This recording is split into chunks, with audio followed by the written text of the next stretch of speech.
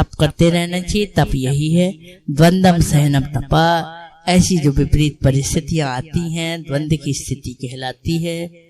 हाँ, मान अपमान, सर्दी गर्मी, भूख प्यास, यश अपयश, और जो भी द्वंद्व है जुड़ा है, स्वास्थ्य अस्वास्थ्य, धन निर्धनता, तो ये सारे जो द्वंद्व है, कोई ना कोई द्वंद्व तो सबको लगा रहता है। ऐसा तो कोई भी नहीं यहाँ बैठा होगा, कहीं नहीं होगा जिसके पास कोई द्वंद्व ना हो, सबके पास द्वंद्व है।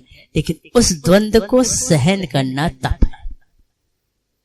उसको लेकर के आप मत परेशान होइए, आप समझिए कि ये द्वंद्व ही तो मुझे तक पहुंचाएगा।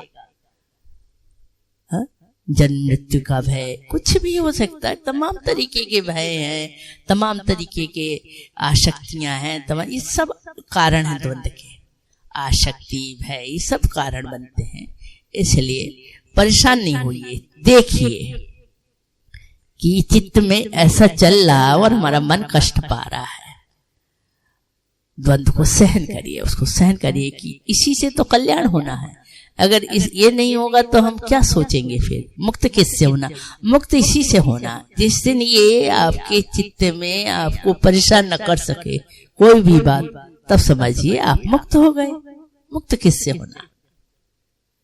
कहाँ बंधन पड़े हैं आपके? कोई जंजीरें पड़ी हैं? हाँ, पड़ी हैं, जंजीरें पड़ी हैं, वो दिखाई नहीं देती हैं, बाहर से नहीं पड़ी, शरीर पे तो नहीं पड़ी कोई जंजीरें, लेकिन मन में बहुत सारी जंजीरें पड़ी, बुद्धि में बहुत सारी जंजीर। उन बुद्धि और मन की जंजीरों को मुक्त होना है ना। वो द्वंद्व, जैसा द्वंद्व से अतीत हो जाओगे, द्वंद्वातीतम गगन सदस्यम तत्वमस्यादि लक्ष्यम एकम नित्यम विमलम अचलम सर्वदा साक्षीभूतम भावातीतम त्रिगुण रहितम सद्गुरुम तन्नमामि। कैसा है वो गुरु तत्व? वह तत्व द्वंद्वातीत है। गुरु कैसा है? द्वंद्वातीत है। वो सत्ता कैसी है? द्वंद्वातीत है, द्वंद्व से अतीत है। वहां द्वंद्व नहीं है, अच्छा बुरा लाभ हानि कुछ नहीं है। उस चेतना में जब तुम प्रवेश कर जाते हो तो समझना तुम गुरु तत्व को पा गए हो, गुरु को तुमने जाना। ठीक है। गगन सदस्यम, तुम्हारी कैसे तुम्हारी स्थिति हो जाएगी? चेतना कैसी हो जाएगी? आकाश के सदस्य हो जाएगी, अनंत हो जाएगी, उसमें अनंतता आ जाएगी, उसमें सीमितता नहीं रहेगी, अनंतता अनंत हो जाएगी। आकाश अनंत है, इतनी विशालता आ जाएगी, कहीं दूर दूर तक में उसमें कोई सीमा नहीं होगी। द्वंद्वातीतम गगन सदस्यम तत्वमस्यादि, और उसी चेतना में आपको अर्थ प्रकाशित होता है। केवल आप पढ़ते नहीं है, आप शास्त्र नहीं पढ़ते, कुछ नहीं पढ़ते, लेकिन आपको अर्थ प्रकाशित होता है। चिताकाश में वो तत्व प्रकाशित होता, अर्थ प्रकाशित होता है, ज्ञान प्रकाशित होता। अभी भजन में गाते पढ़ा ज्ञान, प्राण नहीं है, प्रणव। प्रणव माने ओमकार, वहां पे ओमकार शब्द सुनाई देता है, वहां अनाद अनाद सुनाई देता है। वहां तत्व तमाशी, अयम आत्मा अहम ब्रह्मास्मि, ठीक है, प्रज्ञानम ब्रह्म, ये महावाक्य वेदों के ये सुनाई देते हैं।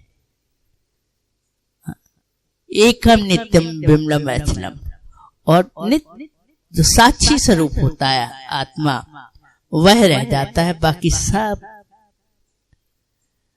को वो देखता है अपने से अलग, वो हर चीज को देखने वाला बन जाता है। अभी क्या है? अभी वो उसी के साथ लिपायमान हो, बद्ध होकर के कार्य करता है, लेकिन जब वो मुक्त हो जाता है, उस चेतना में सद्गुरु तत्व को जान लेता है और द्वंद्वातीत हो जाता है, तो वो हर चीज के प्रति ऐसा हो जाता है जैसे सबसे अलग होकर के खड़े होकर के वो किसी पहाड़ के टीले से नीचे को देख रहा। एक पहाड़ के टीले पे तुम खड़े हो जाओ तो नीचे के लोग कैसे दिखाई देते हैं तुम्हें? ऐसे छोटे छोटे से दिखाई देते हैं, गाड़ियां ऐसे रेंग रही, बहुत ऊंचाई पे खड़े हो तो रेंग रही हैं, ये ऐसे तुम ऐसे खड़े अपने ऊपर से देख रहे हो, सब दिखाई देता। अब तुम किसी से लिपायमान भी नहीं हो तो तुम सोचते मैं बहुत ऊपर हूँ, मुझे तो ये कोई चीज प्रभावित ही नहीं करेंगी। तो ऐसी ही उसकी चेतना हो जाती है एक। और भावातीतम त्रिगुण रहितम सद्गुरुम तमानि, भावों से अतीत हो जाता। अब उसे त्रिगुण रजस तमस और ये सात्विक भाव ना, अच्छे भाव से वो खुश होता है कि मैं अंदर बड़ी अच्छी भाव आ रहे हैं, हाँ आज बड़ा अच्छा वो चल रहा है। कभी बुरे भी भाव आते तो उसको लेकर के प्रभाव, वो सोचता है ये मुझसे अलग चीजें हैं, ये देह भी मुझसे अलग चीज है और इसमें होने वाली चीजें भी मुझसे अलग हैं। इस तरीके से भावातीत हो जाता है योगी। और भावातीतम त्रिगुण रहितम सद्गुरुम तन्नमामि, ऐसे सद्गुण तत्व को, जो ऐसी सत्ता का जो निरूपण किया जा रहा है, उस सद्गुण तत्व को मैं बारंबार प्रणाम करता हूँ। जब ऐसी कभी ध्यान स्थिति हो, ऐसी स्थिति में हो, तब समझना कि मैं सद्गुरु की सच में उपासना की है, तो ऐसी स्थिति का मुझे भान हो रहा है। स्थापित होने में तो वर्षों लगेंगे, समाधिस्थ होने में, लेकिन भान हो रहा है, आनंद आता है। क्षण भर को भी अगर ये स्थिति मिलती है तो परमानंद आ जाता है, ब्रह्मानंद आ जाता है, ठीक है। और बार बार लगता है फिर से वही स्थिति थोड़ी देर को मिल जाए, बस उसी प्रयास में चलते रहो। चरे वेति चरे वेति चरे वेति नेति नेति नेति। और इसी के साथ हम वाणी को विराम देते हैं। आरती के लिए खड़े हो जाए सब।